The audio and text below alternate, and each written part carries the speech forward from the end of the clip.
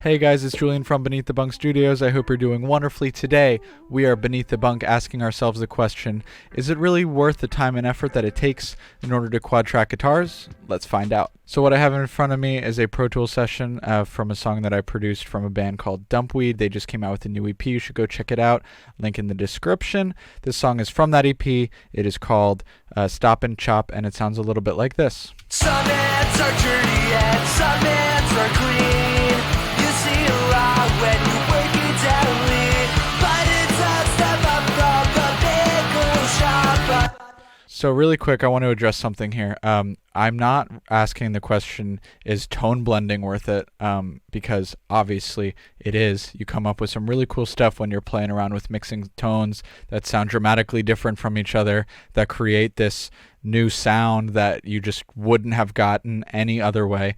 That is absolutely worth it and worth taking the time, especially when you end up with something that you really end up enjoying. What I'm asking is it worth it to take the time to track 4 different guitar performances, all of which have either the same exact tone or very similar tones? So as you can see here, I have all of the tracks except for the guitars hidden because I only want to show you guys what we're really talking about within this video.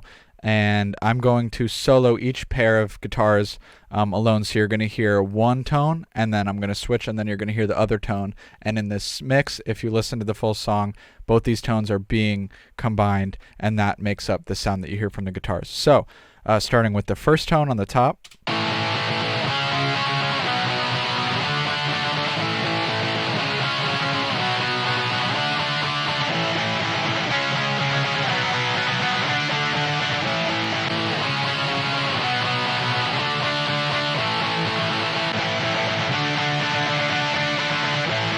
So they do sound different, but they don't sound very different. They're pretty close, and one is not really adding that much to the other when you listen to them both together. So let's do that really quick.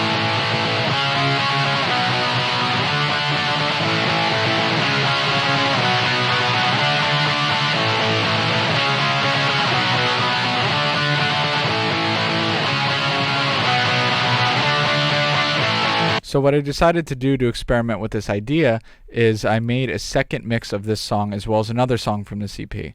And what I did was I left the original alone, which was quad-tracked guitars, and then I made a new mix, which is double-tracked.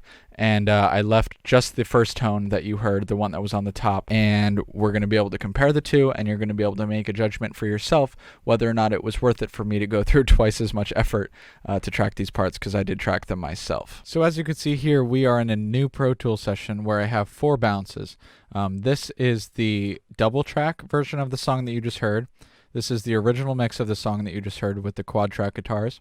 And this is a separate mix that we're going to discuss just so we could have another one to A-B, but we're going to get to that a little bit later. So starting with the mixes for the song that you just heard, I'm going to start with the original with the quad-tracked guitars, and then I'm going to move to the double. Some hands are dirty and some hands are clean.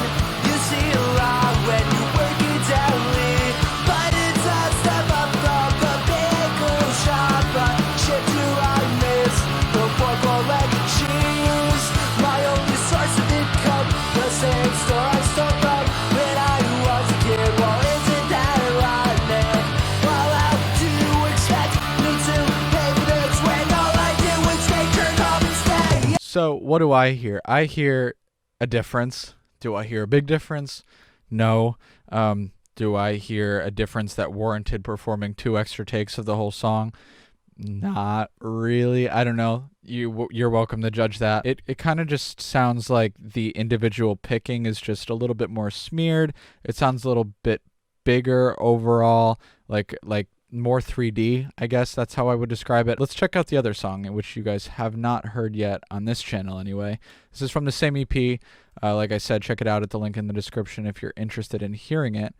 But this is what the original song sounds like, and then I'll do another A-B with this one, just like I did with the other one. Same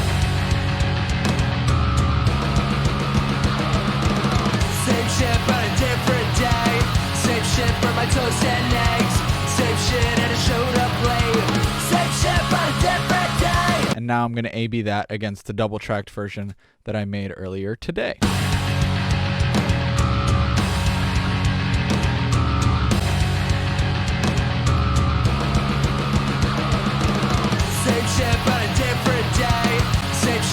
toast and eggs. Same shit and it showed up late. Same shit but a different day. Different day but I don't complain. Different day gets the same cum stain. It's kinda hard to keep the PMA. Different day but the shit's still the same. I think it really shows through when the guitars are more up front, obviously, and I feel like they are a little bit more up front in this song. But once again, do I hear a huge difference? Not really. And a big part of that is because the tone is not that different on each pair of guitars. So I think I might refrain from doing it this way in the future, to be honest, now that I'm doing this test and really listening to this. So that's about all I got for today, guys. I really hope you enjoyed what you saw here, and I hope you got something out of it. Let me know what you think. Did you think it was worth it to go through the extra effort? Did you hear a big difference between each mix, or did you kind of not really notice a difference at all? Do you quad track guitars? What do you think about it? What's your process? Tell me down below. Don't forget to like and subscribe. Hope you have a wonderful rest of your day/night, and I will talk to you later.